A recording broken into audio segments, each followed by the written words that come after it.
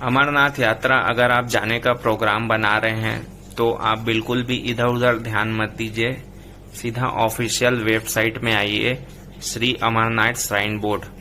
इस official website में आपको कंप्लीट जानकारी मिल जाएगी कि यात्रा कब से शुरू हो रही है, कब आपको रजिस्ट्रेशन कराना है, क्या मेडिकल फिटनेस की रिक्वायरमेंट है और क्या क्या सुविधा आपको श्राइन बोर्ड की तरफ से मिलती है, कौन जाने के लिए एलिजिबल है, कौन नहीं जाने के लिए एलिजिबल है। सारी जानकारी आपको सिर्फ एक ही प्लेटफॉर्म में मिलेगी, श्री अमरनाथ श्राइन बोर्ड।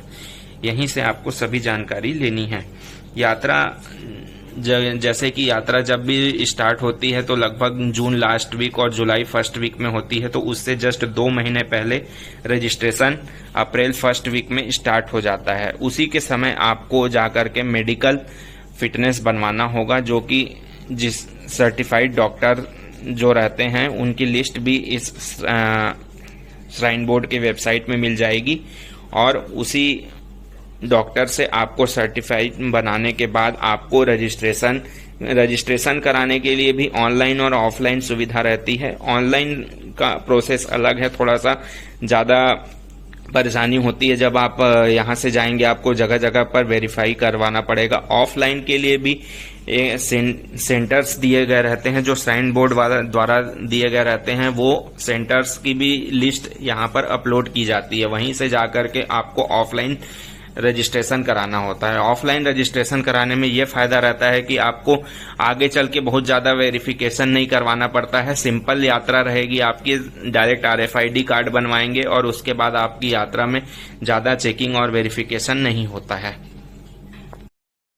ये हेल्थ सर्टिफिकेट का हम लोग जब गए थे तो उस समय का ये फॉर्म था, इसमें ये दिया रहता है आपको। हेल्थ सर्टिफिकेट में ये चीजें चेक की जाती हैं, जिसमें BP, शुगर और सभी चीज़ आपके नॉर्मल रहने पर ही आपको वहां पर जाने की अथॉरिटी मिलती है, जिसमें आपको ये सब की तैयारी करके अपने मेडिकल रजिस्ट्रेशन करवाना पड़ेगा। मेडिकल रजिस्ट्रेशन करवाने के बाद आपको यात्रा परमिट फॉर्म होता है एक, जिसमें आपको रजिस्ट्रेशन कराना होता है। यहाँ पर आपको पूरी जानकारी भरनी होगी कि आपका डिटेल सब रहेगा और यहाँ पर हम कौन से रास्ते से जाएंगे, बालटाल या चंदनवारी, ऑन डेटेड। ये डेट को आपको डेट ऑफ दर्शन बहुत ही सोच समझ के भरना होगा। डेट ऑफ दर्शन अगर आप ले रहे हैं तो आपको ध्यान रखना होगा कि सपोज जैसे कि आप 4 जुलाई का डेट रखते हैं तो आप बाद में 4 जुलाई के बाद मतलब 5 को, 6 को, 7 को, 8 जुलाई को दर्शन कर सकते हैं। मतलब आप जो भी डेट ऑफ दर्शन है उसके बाद में दर्शन कर सकते हैं। परंतु आप अगर चाहेंगे कि मैं 3 जुलाई को कर लूं, मेरे साथ वाले कर रहे हैं, तो आप वैसा दर्शन नहीं कर पाएंगे। भले ही जिनका 3 जुलाई है वो 4 जुलाई को दर्शन कर सकता है, लेकिन कम पहले की डेट में आपको दर्शन नहीं हो पाएगा। इस चीजों को बहुत अच्छे से ध्यान में रख करके ही डेट ऑफ दर्शन भरें और यहाँ पर आपके फॉर्म में जो जो दिया हुआ है इस सबको भर करके आपको ऑफलाइन रजिस्ट्रेशन जहां पर भी हो रहा है वहां पर इस फॉर्म को देना है विथ मेडिकल सर्टिफिकेट को लगा करके। और इसमें उस समय यात्रा रजिस्ट्रेशन की फीस भी रहती है 150 रुपए मात्र, जो श्राइन बोर्ड लेता है उसका चालान भी कटाना है। उसके बाद वो एक यात्रा परमिट विथ डेट का एक स्लिप देता है, उस स्लिप को आपको संभाल के रखना है, जो कि आप जब दर्शन करने जाएंगे वहां तब आपको वो वेरिफिकेशन होगा और वही आपकी उसी से RFID कार्ड बनेगा और वही आपका मेन डेट ऑफ पास है।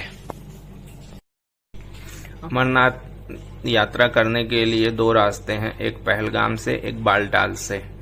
बालटाल वाला रास्ता जो है वहां से 14 किलोमीटर वॉकिंग डिस्टेंस पड़ता है और पहलगाम से हम लोग अगर चलेंगे तो चंदनवारी तक गाड़ी चलने लगी है आजकल। चंदनवारी से गुफा जाने के लिए 32 किलोमीटर पड़ता है। और ये जो पहलगाम वाला रास्ता है ये ट्रेडिशनल रूट है, यहाँ से शंकर भगवान अपने यात्रा करते गए थे, तो जाने के लिए पहलगाम वाला रास्ता अच्छा है। बालटाल वाला रास्ते में एक ये है कि हम लोगों को 14 किलोमीटर वॉकिंग डिस्टेंस है और हम लोगों को कहीं रुकने की कोई सुविधा नहीं है। तो हम लोगों को बालटाल से अगर हम लोग जाते हैं तो 14 किलोमीटर जाना, दर्शन करना और सेम डे हम लोगों को वापस भी आना पड़ता है बालटाल।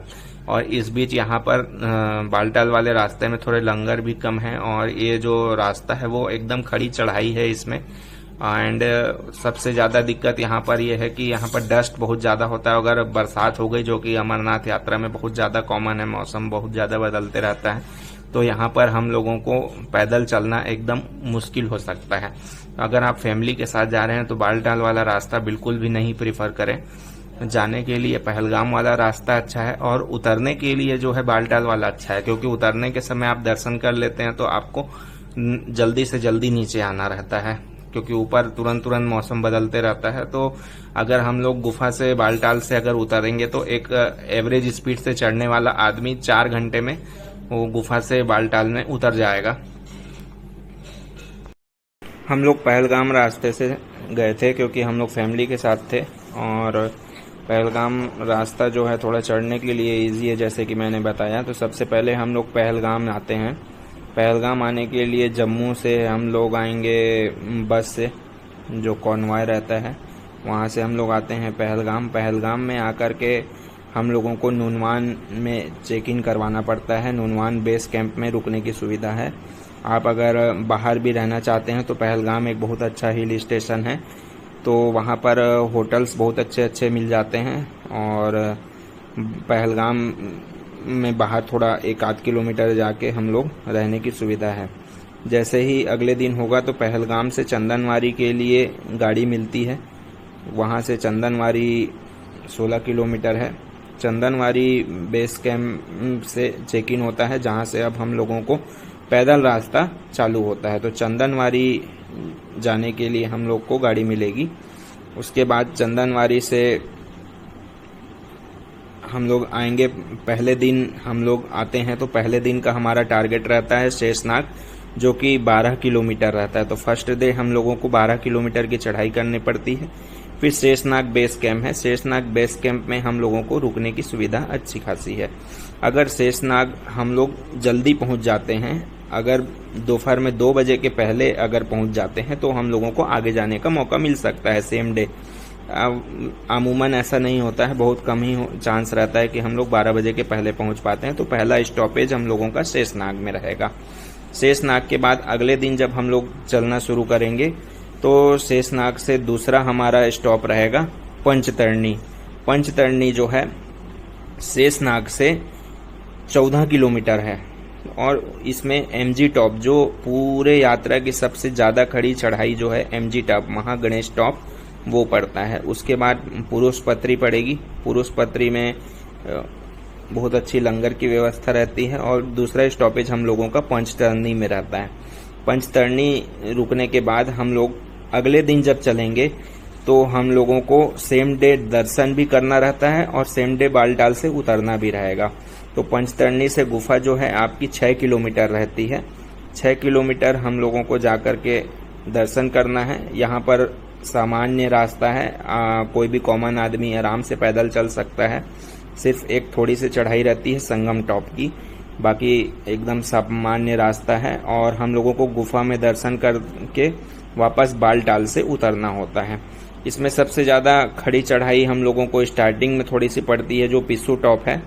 पिस्सू टॉप है, और उसके बाद हम लोगों को जो सेकंड चढ़ाई जो पड़ेगी वो एमजी टॉप की है। एमजी टॉप जो है सबसे ज़्यादा है, ऊंचाई 14,570 feet from mean sea level. यहाँ पर एकदम टॉप है, और यहाँ पर थोड़ी ऑक्सीजन की कमी भी होने लगती है।